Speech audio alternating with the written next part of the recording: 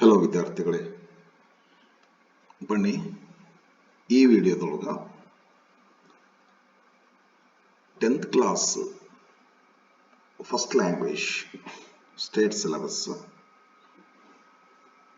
Third lesson the gift of Magi by O Henry ಈ lesson ಅನ್ನ reading ಮಾಡಿ ಕೊಡ್ತೀನಿ. ಒಂದು ಮಾಡೆಲ್ ರೀಡಿಂಗ್ ರೀ, ಇದು ಮೀನಿಂಗ್ಫುಲ್ ರೀಡಿಂಗ್ ಅದು ಅಷ್ಟೇ. ಎಕ್ಸ್ಪ್ಲನೇಷನ್ ಇರೋದಿಲ್ಲ. ಎಕ್ಸ್ಪ್ಲನೇಷನ್ ನಂತರದಲ್ಲಿ ಸ್ವಲ್ಪ ದಿವಸಗಳು ಹೋಗಬೇಕು. ಸದ್ಯ ನನಗೆ ಅಷ್ಟು ಟೈಮ್ ಇಲ್ಲ, ಅದಕ್ಕೆ ರೀಡಿಂಗ್ ಮಾತ್ರ ಮಾಡಿಕೊಡ್ತೀನಿ. ಸಾಕಷ್ಟು ಈಗಲೇ ಎಲ್ಲ 10th ಕನ್ನಡ ಮೀಡಿಯಂ ಮಾಡೀನಿ, ಇದು NCERT ಸಿಲೆಬಸ್ ಇಂದ ಮಾಡೀನಿ. ಬರೀ ರೀಡಿಂಗ್ ಅಷ್ಟೇ ಮಾಡ್ಲಿಕ್ಕೆ ವಿದ್ಯಾರ್ಥಿಗಳಿಗೆ. ಇವಾಗ ಸ್ವಲ್ಪ ಏನಾದರೂ ಸಮಥಿಂಗ್ ಏನಾದರೂ ನಿಮ್ಗೆ ಹೆಲ್ಪ್ ಆದೀತು ಅಂತೇಳಿ ತಾವು ಇದನ್ನ ಫ್ರೀ ಟೈಮ್ದೊಳಗ ಊಟ ಮಾಡ್ಕೋತ ಅಥವಾ ಏನಾದರೂ ಸುಮ್ಮ ರೆಸ್ಟ್ ಮಾಡ್ಕೋತ ಬಸ್ ಜರ್ನಿ ಒಳಗೆ ಕೂತಾಗ ನೀವು ಇದನ್ನ ವಿಡಿಯೋ ಹಾಕ್ಕೊಂಡು ಇದನ್ನ ಏನೋ ಆಡಿಯೋ ಹಾಕ್ಕೊಂಡು ನೀವು ನೋಡ್ಬೋದು, ವಿಡಿಯೋನು ನೋಡ್ಬೋದ್ರಿ. ಆರಾಮ್ ಮಲ್ಕೊಂಡಾಗ ಇದನ್ನ ಲಿಸ್ನಿಂಗ್ ಮಾಡ್ಬೋದ್ರಿ. ಆರಾಮ್ ರೆಸ್ಟ್ ಮಾಡ್ಲಿಕ್ಕೆ ಹತ್ತಿರಿ ಅಂತಂದ್ರೆ, ಸ್ಟಡಿ ಮಾಡಿ ಸ್ವಲ್ಪ ಬೇಜಾರಾಗಿದೆ ಅವಾಗ ಇಯರ್ಫೋನ್ ಹಾಕೊಂಡು ಕಣ್ಣು ಮುಚ್ಕೊಂಡು ಒಂದು ಸ್ವಲ್ಪ ರೆಸ್ಟ್ ಮಾಡ್ಬೋದು. ರೆಸ್ಟ್ ಮಾಡ್ತಾ ರೆಸ್ಟ್ನು ಆಗ್ತದೆ, ಇದೊಂದು ಲಿಸ್ನಿಂಗ್ ಆಗ್ತದೆ. ಹೆಂಗ ನಾವೇನ್ ಮಾಡ್ಬೋದು ಅಂತಂದ್ರೆ, ಒಂದು ಸ್ವಲ್ಪ ಏನಾದ್ರೂ ವಿದ್ಯಾರ್ಥಿಗಳಿಗೆ ಹೆಲ್ಪ್ ಆಗುತ್ತೆ ಇದು ಅಂತ ಹೇಳ್ರಿ. ಲಿಸ್ನಿಂಗ್ ಮಾಡುವಾಗ ಇಮ್ಯಾಜಿನ್ ಮಾಡ್ತಾ ಹೋಗ್ಬೇಕಾಗ್ತೈತ್ರಿ. ನಿಮ್ಗೆಲ್ಲ ಗೊತ್ತದ ಹೆಂಗ್ ತಗೋಬೇಕು ಅಂತ ಹೇಳ್ಕೊಂಡು, ಹಿಂಗೆ ಒಂದು ರೀತಿಯಲ್ಲಿ ಏನಾದರೂ ನಿಮ್ಗೆ ಉಪಯೋಗ ಆದೀತು ಅಂತ ಹೇಳ್ಕೊಂಡು ನನ್ನ ಕಡೆಯಿಂದ ಎಷ್ಟು ಸಾಧ್ಯ ಆಗುತ್ತೆ ಅಷ್ಟು ನಾ ಮಾಡ್ಲಿಕ್ಕತ್ತೀನಿ. ಸದ್ಯ ನನಗೆ ಎಷ್ಟೇ ಸಾಧ್ಯ ಆಗುತ್ತೆ ಎಷ್ಟೇ ಮಾಡ್ಲಿಕ್ಕತ್ತೀನಿ. ನಂತರದಲ್ಲಿ ಮತ್ತೆ ಮುಂದೆ ಮಾಡ್ತೇನೆ, ಎಕ್ಸ್ಪ್ಲನೇಷನ್ ಮಾಡ್ತೇನೆ. ಸ್ವಲ್ಪ ಟೈಮ್ ಬೇಕಾಗಿ ಈಗ. ಬರೀ ವಿದ್ಯಾರ್ಥಿಗಳೇ, ಈಗಾಗಲೇ ಹಿಂದಿನ ಲೆಸನ್ಸ್ಗಳನ್ನು ಮಾಡ್ಕೊಂತ ಬಂದೇನೆ. ಫಸ್ಟ್ ಲೆಸನ್ ಮಾಡೀನಿ, ಸೆಕೆಂಡ್ ಲೆಸನ್ ಮಾಡೀನಿ, and this is the third lesson, and now I am going to do this. Students, let me read. Okay, lesson number 3, the gift of the Magi, written by O. Henry.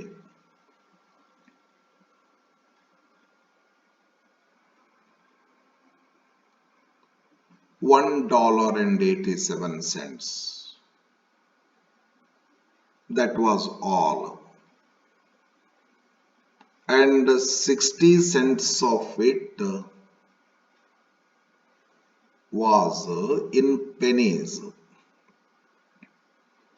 Pennies saved 1 and 2 at a time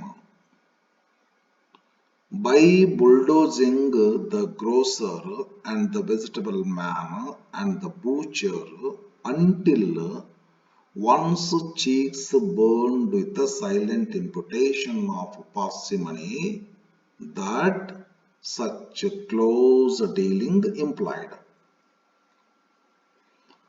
3 times Della counted it, $1.87. And the next day would be Christmas. There was clearly nothing to do but flop down on the shabby little couch and howl. So Della did it, which instigates the moral reflection that life is made up of sobs and sniffles and smiles, with sniffles predominating. While the mistress of the home is gradually subsiding from the first stage to the second. Take a look at the home. A furnished flat at $8 per week. And it did not exactly beggar description, but it certainly had that word on the lookout for the mendicancy squad.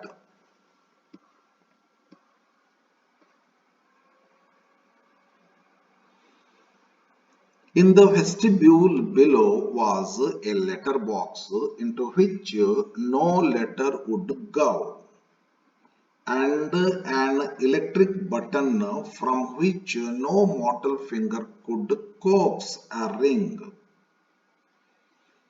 Also appertaining thereunto was a card bearing the name Mr. James Dillingham Young.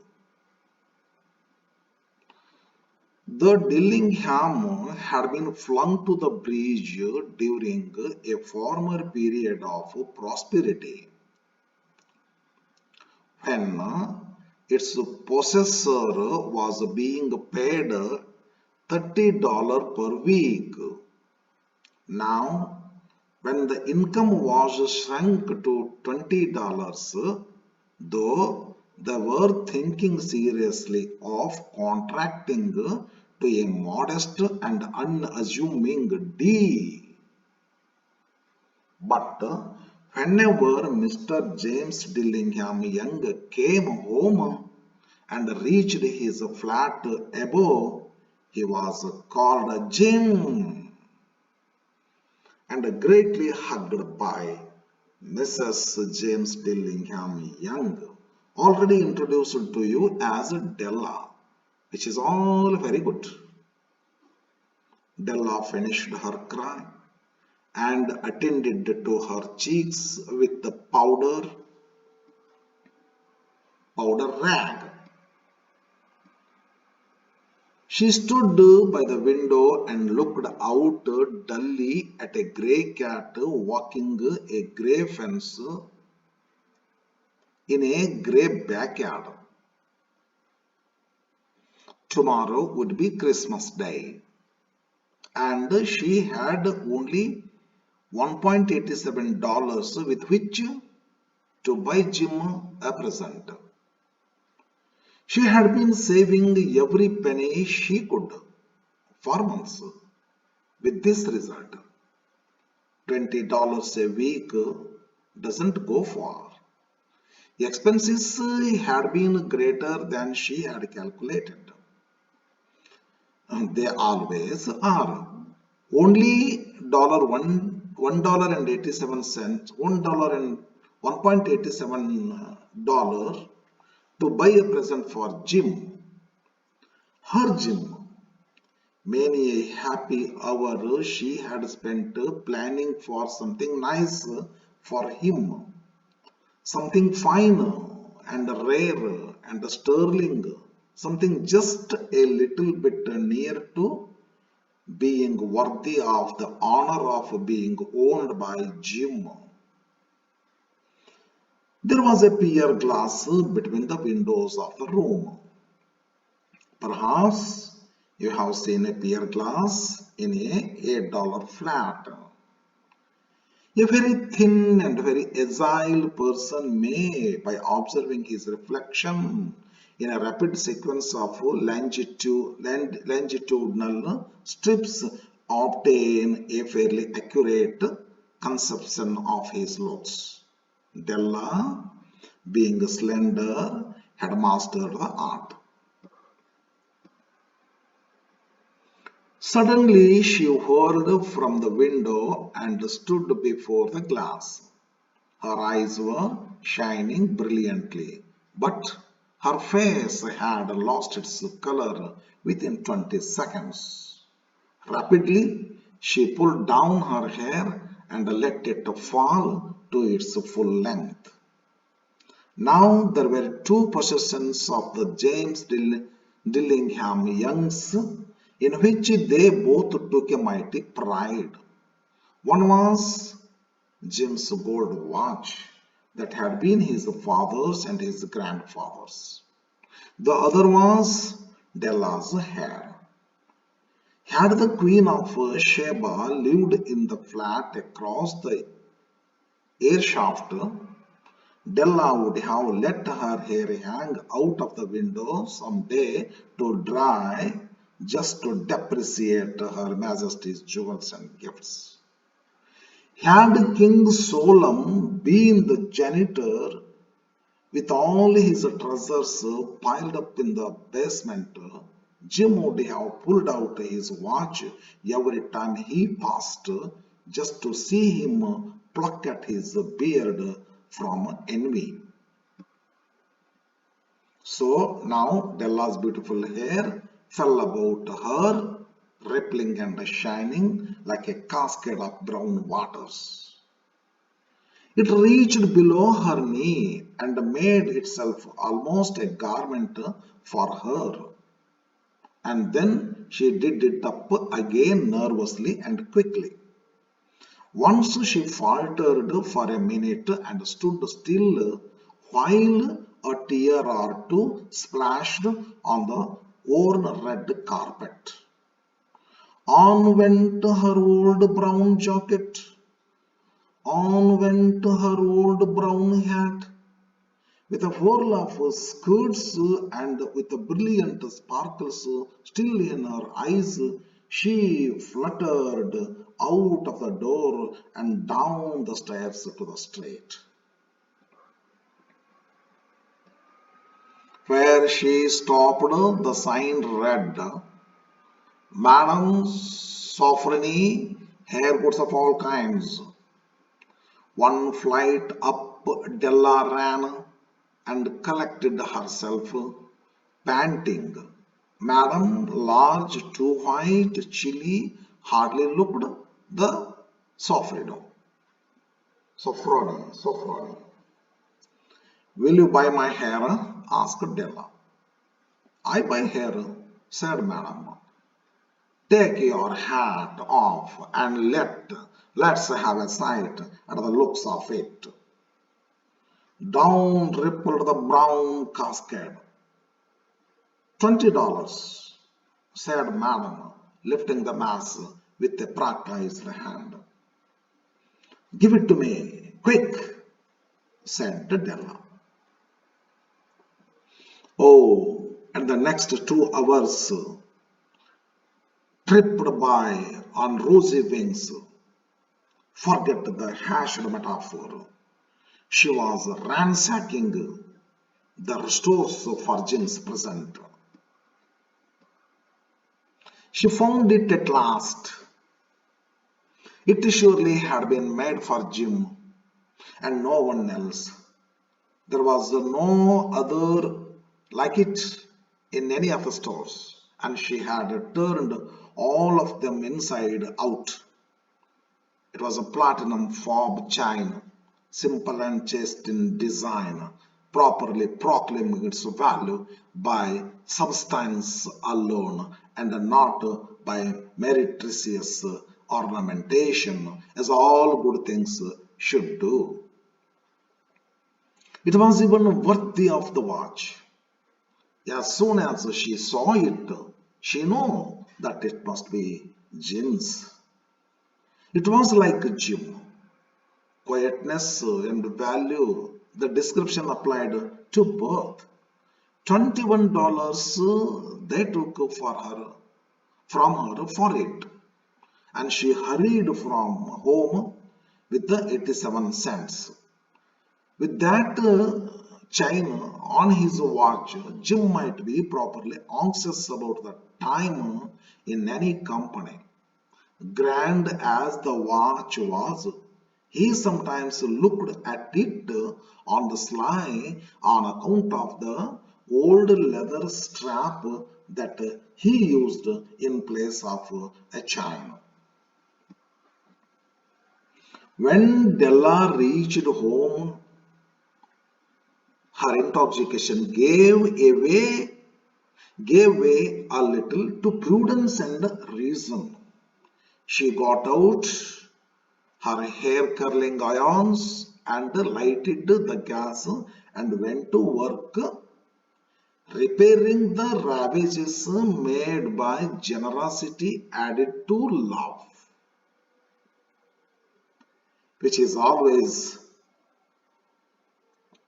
a tremendous task, dear friends, a mammoth task. Within 40 minutes, her head was covered with tiny close-lying curls that made her look wonderfully like a truant schoolboy. She looked at her reflection in the mirror long, carefully, and critically. If Jim doesn't kill me, she said to herself, before he takes a second look at me, he will say, I look like a Coney Island chorus girl. But what could I do? Oh, what could I do with $1 and 87 cents?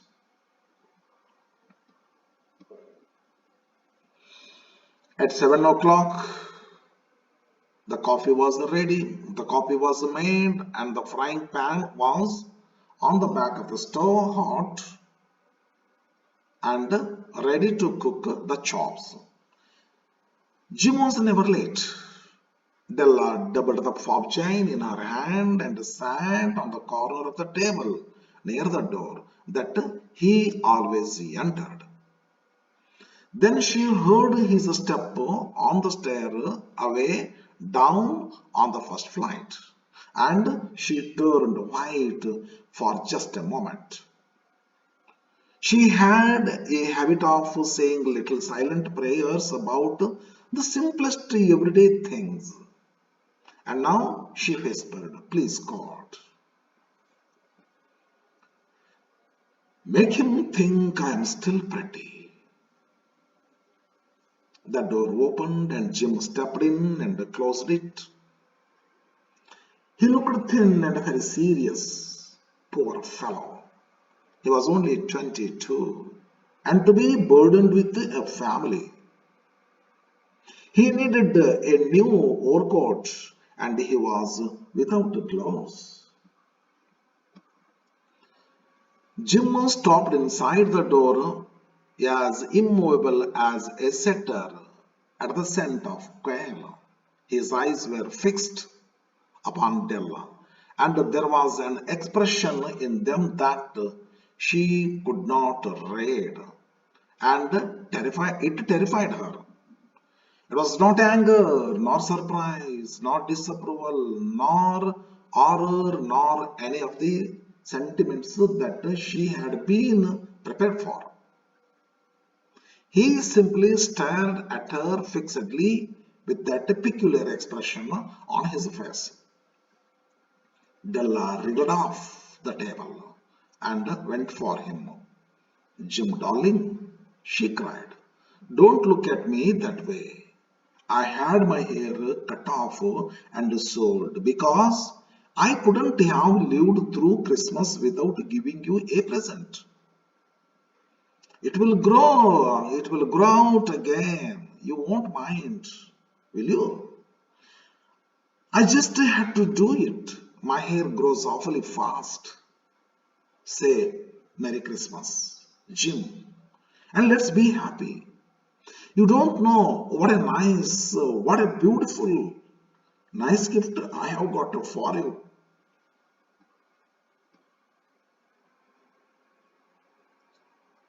You have cut off your hair, asked Jim laboriously, as if he had not arrived uh, at the patent fact yet, even after the hardest mental labor.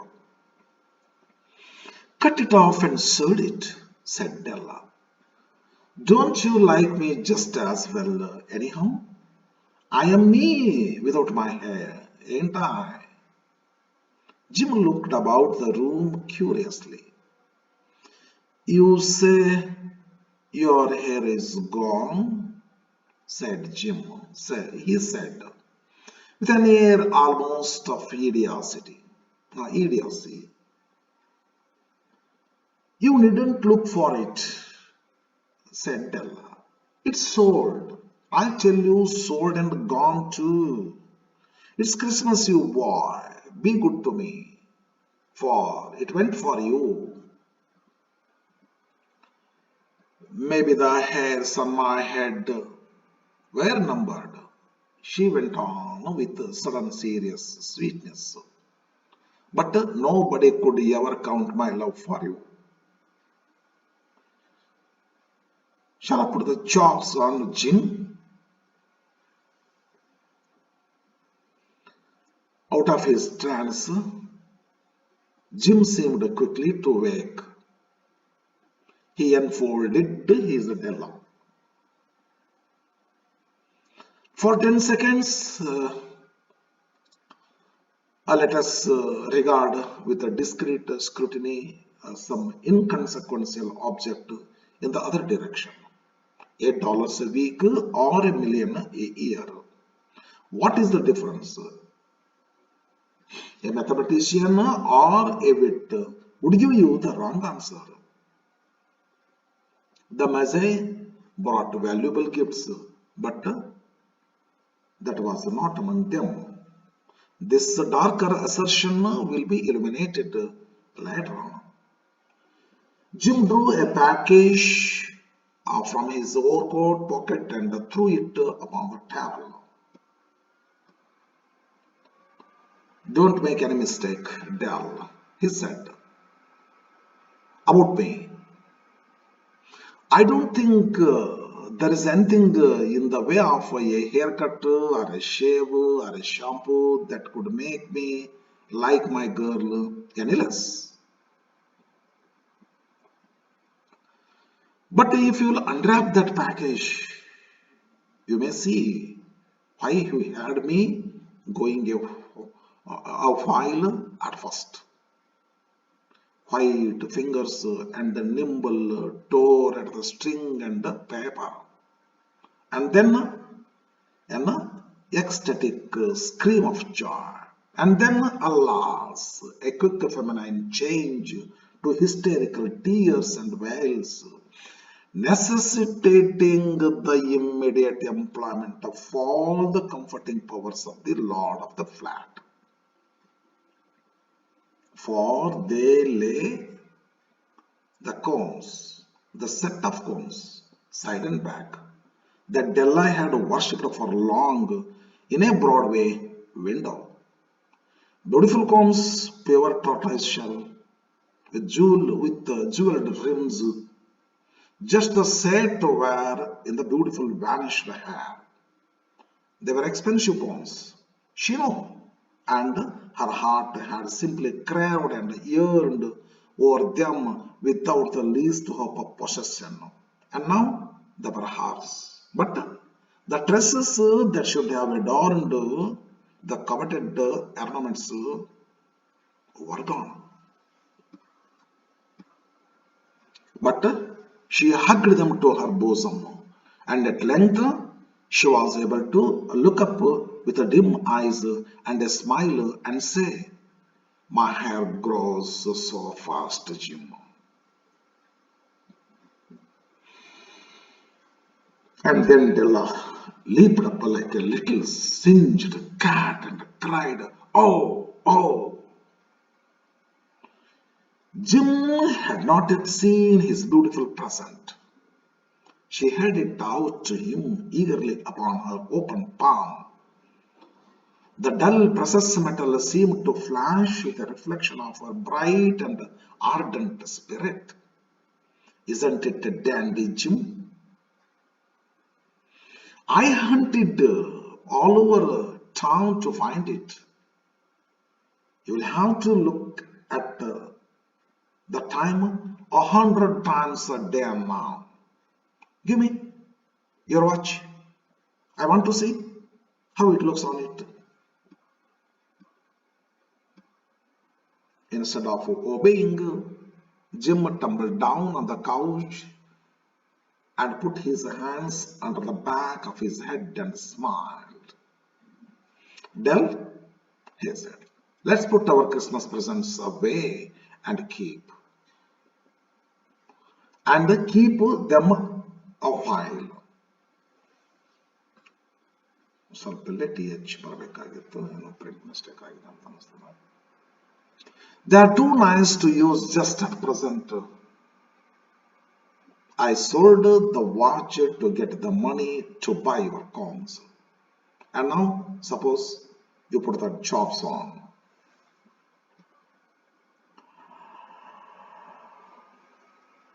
The Magi, as you know, were wise men, wonderful wise men, who brought gifts to the babe in the manger. They invented the art of giving Christmas presents. Being wise,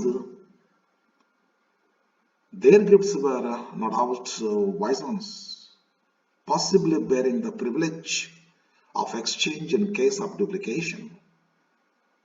And here I have lamely related to you the uneventful chronicle of two foolish children in a flat who most unwisely sacrificed for each other the greatest treasures of their house. But in a last word to the wise of these days, let it be said that of all who give gifts, of all who gives gifts, these two were the wisest. Of all who give and receive gifts, such as they are wisest. Sorry. Of all who give and receive gifts, such as they are the wisest. Everywhere they are wisest. They are the Magi. Friends, ಚೂರು emotional ಆದ reading ಮಾಡಬೇಕಾದ್ರೆ lesson ಆಗಿದೆ ಅದು. ನನಗೆ ಯಾವಾಗಲಾದರೂ ಹಂಗೆ ಆಗುತ್ತೆ. Friends, beautiful ಆಗಿ ಓದಿನಿ. ಸ್ವಲ್ಪ ಇದು ಲಾಸ್ಟ್ ಒಂಚೂರು ಏನೋ ಓದ್ಕದ್ದೆಲ್ಲ ನೋಡಿದೆ, ಭಾಳ ಬ್ಯೂಟಿಫುಲ್ ಆಗಿ ಓದ್ಕೊಂಡು ಬಂದಿನಿ. ಡೆಫಿನೆಟ್ಲಿ ಒಂಚೂರು ಈ ಲೆಸನ್ ಓದ್ ಮುಂದೆ ನನಗೆ ಹಾಗೆ ಅನಿಸ್ತದ, ಅದು ಸ್ವಲ್ಪ ಫೀಲಿಂಗ್ ಆಗ್ತದೆ. Okay, let me stop here and see you in the next video. Bye friends.